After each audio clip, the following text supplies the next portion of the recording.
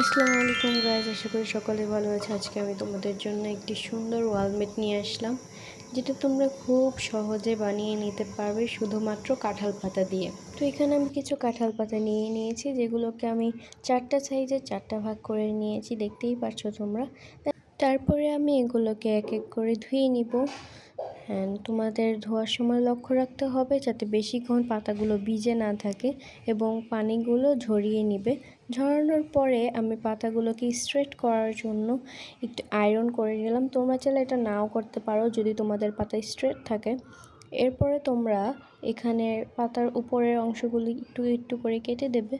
এখানে আমার সবগুলো পাতা কাটা শেষ হওয়ার পরে আমি একটা কার্ডবোর্ডের উপর একটা মিরর বসিয়ে নিয়েছি অ্যান্ড এটার সাইড দিয়ে সাইজ মতো পাতাগুলোকে বসিয়ে দিচ্ছি। তোমরা দেখতেই পাচ্ছ এই প্রসেসটা কিন্তু অনেক ইজি। এখানে যেহেতু আমি 4 ভাগের পাতা নিয়েছি, তাই সবচেয়ে বড় পাতাটাকে আগে, এরপরে আস্তে আস্তে করে ছোট পাতাগুলোকেও বসিয়ে দিচ্ছি। তোমরা এখানে গ্লুগান ছাড়া অন্য আঠাও ইউজ করতে পারো, বাট গ্লুগানটা একটু সেফটি থাকে। অ্যান্ড যদি তোমরা গ্লুগান আঠা ইউজ করে থাকো তাহলে খোলার চান্সটা কিন্তু অনেক কম।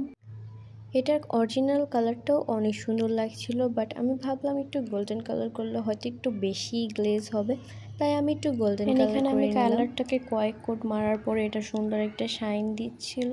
এরপরে ভাবলাম একটু সাইড দিয়ে খালি খালি লাগছে, তাই আমার কাছে ছোট ছোট কিছু মিরর ছিল, আমি সেগুলোকে বসিয়ে দিলাম। এখানে তোমরা মিররের জায়গায় যে কোনো চেইন ইউজ করতে পারো, পার্ল চেইন বা অন্য কিছু ইউজ করতে পারো। আমার কাছে এটা অ্যাভেলেবেল ছিল, তাই আমি এটাই ইউজ করলাম। এখানে তোমাদের সাথে কথা বলতে বলতে আমার ছোট ছোট মিররগুলি লাগানো শেষ। অ্যান্ড দেখো তো কত সুন্দর হয়েছে এটার ফাইনাল লুকটা। তোমাদের কাছে এই ওয়ালমেটটা কেমন লেগেছে অবশ্যই কমেন্টে জানাবে। আজকের জন্য এতটুকুই। পরের পার্টে কী দেখতে চাও অবশ্যই কমেন্টে জানিয়ে যাবে। Bye bye.